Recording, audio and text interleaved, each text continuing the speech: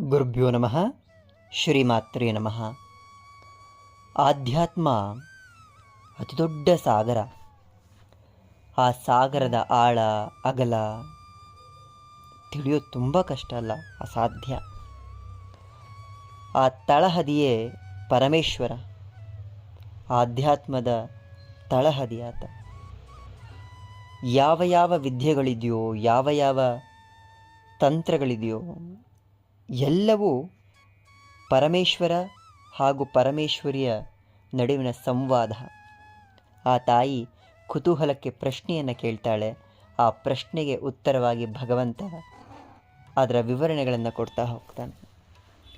ಹಾಗೆಯೇ ಇಡೀ ಜಗತ್ತಿಗೆ ತಂತ್ರಶಾಸ್ತ್ರವನ್ನು, ಮಂತ್ರಶಾಸ್ತ್ರವನ್ನು, ಯಂತ್ರಶಾಸ್ತ್ರವನ್ನು ತಾಯಿಯ ಮೂಲಕ ಪರಮೇಶ್ವರ ನಮ್ಮೆಲ್ಲರಿಗೂ ಒದಗಿಸ್ತಾನೆ. ಆಧ್ಯಾತ್ಮದ ಸಾಗರದಲ್ಲಿ ಎಲ್ಲರೂ ಅವರಿಗೆ ಎಷ್ಟು ಸಾಧ್ಯವೋ ಅಷ್ಟು ಜ್ಞಾನವನ್ನು ಸಂಗ್ರಹಿಸಿಕೊಳ್ತಾರೆ.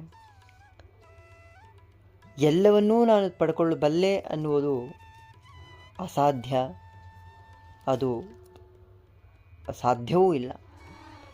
ಅವರವರಿಗೆ ಎಷ್ಟು ಲಭಿಸೋಕ್ಕೆ ಸಾಧ್ಯ ಅಷ್ಟು ಖಂಡಿತ ಲಭಿಸುತ್ತೆ. ಆ ಆಧ್ಯಾತ್ಮದ ಅನುಭವಗಳು,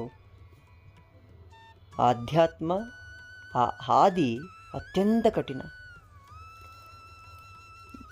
ಗುರುವಿನ ಮಾರ್ಗದರ್ಶನ ಅಥವಾ ನಾವು ನಂಬಿರುವ ದೈವದ ಬೆಂಬಲವಿಲ್ಲದೆ ಸೃಷ್ಟಿಯ ರಹಸ್ಯವೂ ಕೂಡ ತಿಳಿಯೋದಿಲ್ಲ.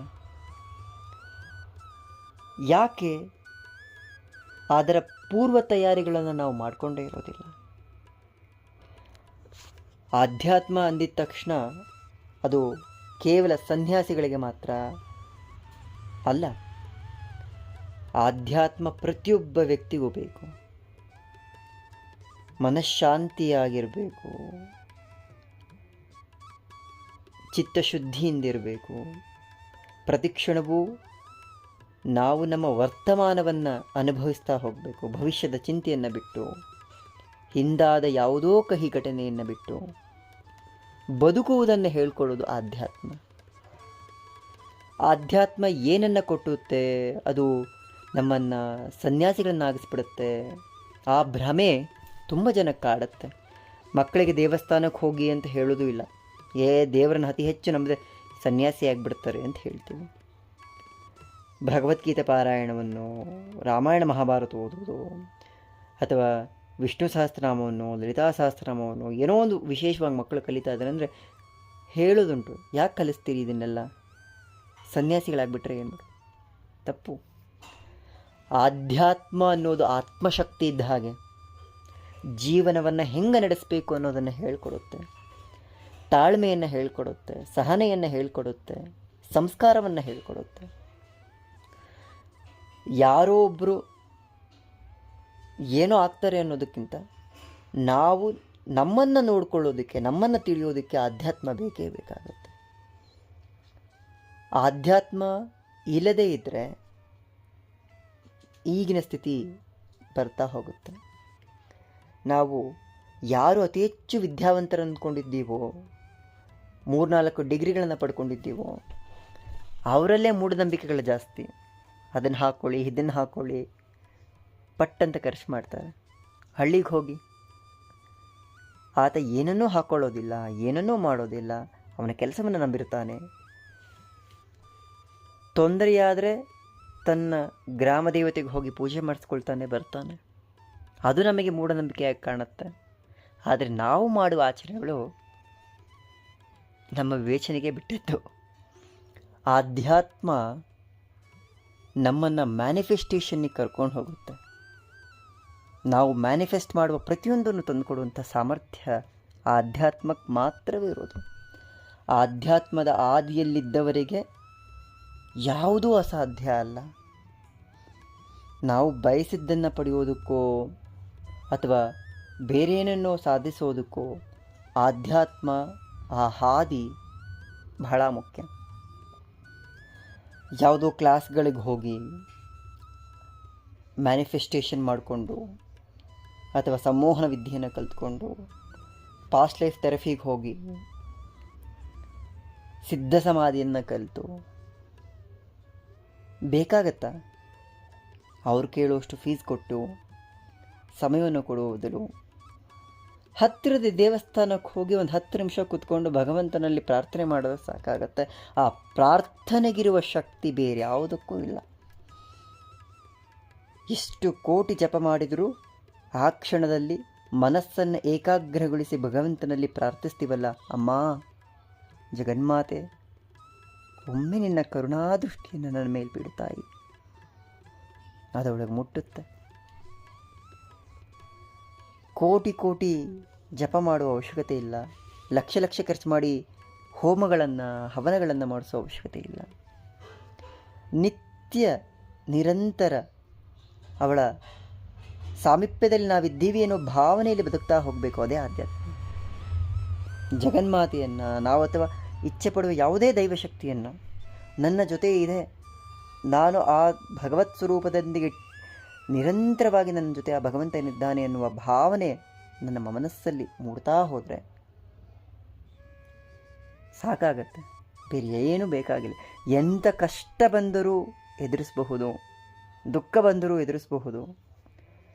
ಕಣ್ಣಲ್ಲಿ ನೀರು ಬರ್ತಾ ಇದೆ ಅಂದರೂ ಕಣ್ಮುಚ್ಚಿದಾಗ ಆ ಕಣ್ಣೀರನ್ನು ಹೊರಿಸುವ ಮಹಾಶಕ್ತಿ ಕಾಣಿಸ್ತಾ ಹೋಗುತ್ತೆ. ಅದೇ ಆಧ್ಯಾತ್ಮದ ಶಕ್ತಿ. ಆಧ್ಯಾತ್ಮ ಕೆಲಸ ಮಾಡೋದು ನಮ್ಮ ಭಾವನೆಗಳ ಮೂಲಕ, ನಮ್ಮ ನಂಬಿಕೆಗಳ ಮೂಲಕ, ನಮ್ಮಲ್ಲಿರುವ ಇಚ್ಛಾಶಕ್ತಿಯ ಮೂಲಕ. ಈ ನಗ್ನ ಕಣ್ಗಳಿಗೆ ಕಾಣಿಸದೇ ಇರುವುದು ನಮ್ಮ ಮನಸ್ಸಿನ ಅಂತರಂಗದ ಕಣ್ಗಳಿಗೆ ಕಾಣಿಸೋಕೆ ಶುರುವಾಗುತ್ತೆ. ಅದೇ ಆ ಪರಮೇಶ್ವರಿಯ ಅನುಗ್ರಹ. ಬೇಕಾದದ್ದೆಲ್ಲವನ್ನು ಪಡ್ಕೊಳ್ಳೋ ಆಸೆಗಿಂತ ಚಿಂತಾಮಣಿ ಗೃಹದಲ್ಲಿರುವಂತಹ ಪರಮೇಶ್ವರಿಯನ್ನೇ ಒಮ್ಮೆ ಕೇಳಿ ನೋಡಿ, ನೀನೇ ಬಂದ್ಬಿಡ್ತಾಯಿ ಸಾಕು ಅಂತ. ಬೇಡಿದ್ದೆಲ್ಲವನ್ನು ಕೊಡುವ ಕಾಮಧೇನು ಕಲ್ಪವೃಕ್ಷ ಮಹಾತಾಯಿ. ಅವಳು ಬಯಸೋದೇನನ್ನು? ಕಿಂಚಿತ್ ನಮ್ಮಿಂದ ಭಕ್ತಿಯನ್ನು, ಪ್ರೀತಿಯನ್ನು.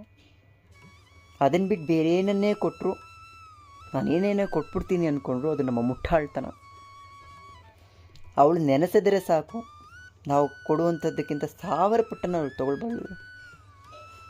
ಹಿಂದೊಮ್ಮೆ ಹೇಳಿದ್ದೆ ಅನಿಸುತ್ತೆ, ಅವಳ ಸೀರೆಯ ಸೆರಗಿನ ಒಂದು ದಾರದ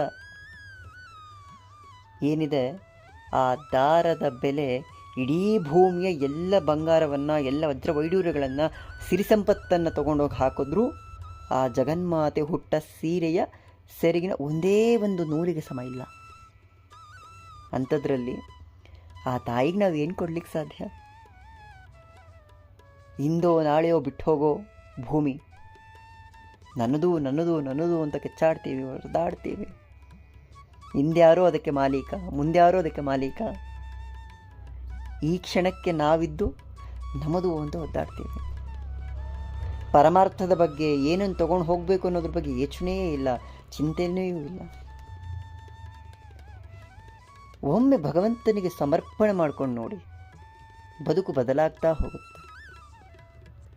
ಜಗನ್ಮಾತೆಯನ್ನು ದೇವಸ್ಥಾನಗಳಿಗೆ ಹೋಗಿ ನೋಡೋದಕ್ಕಿಂತ ಮನೇಲಿ ಕೂತ್ಕೊಳ್ಳಿ, 10 ನಿಮಿಷ ಭಗವಂತನಿಗೋಸ್ಕರ ಮನೇಲಿ ಕೂತ್ಕೊಳ್ಳಿ.